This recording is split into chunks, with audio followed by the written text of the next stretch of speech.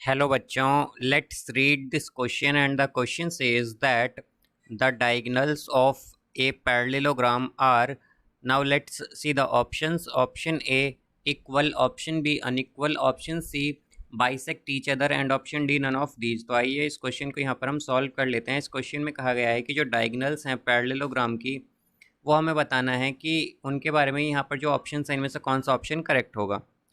तो यहाँ पर हम की कॉन्सेप्ट यूज़ करेंगे. Concept that in parallelogram. तो पैरेललोग्राम में हमारे पास क्या होता है कि जो डायगोनल्स होती हैं वो बाइसेक्ट करती हैं एक दूसरे को.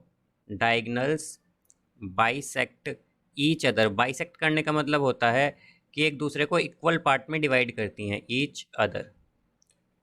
तो यहाँ से हम अगर देखें कि अगर हमारे पास ये एक पैरेललोग्राम है तो यहाँ पर ये इस तरह से होगा हमारे पास. इसे हम ए बी सी डी मान लेते हैं.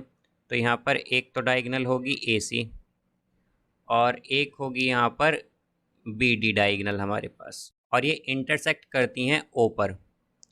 तो यहाँ से हम क्या कह सकते हैं कि हमारे पास ए ओ और सी ओ जो है ये इक्वल होगी. इसी तरह हमारे पास बी ओ और डी ओ भी जो हैं ये इक्वल होंगी, बिकॉज ये क्या हैं, ये डायगोनल्स यहाँ पर बाइसेक्ट करती हैं पैरेललोग्राम में.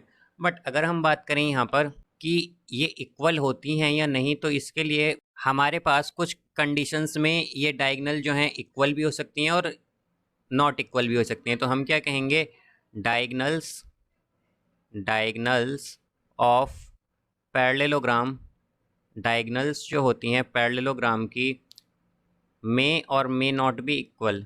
मे और मे नॉट बी इक्वल. वो इक्वल हो भी सकती हैं और नहीं भी. वो इक्वल हो भी सकती हैं और नहीं भी. तो इसलिए यहाँ पर ये इक्वल होना है नॉट इक्वल होना है, यहाँ पर ये कंडीशंस पर डिपेंड करता है. ये कोई हमारे पास फिक्स नहीं है कि हमेशा इक्वल ही होंगी या अनइक्वल ही होंगी. बट हमारे पास जो डायगोनल्स हैं वो एक दूसरे को बाइसेक्ट करेंगी हमेशा.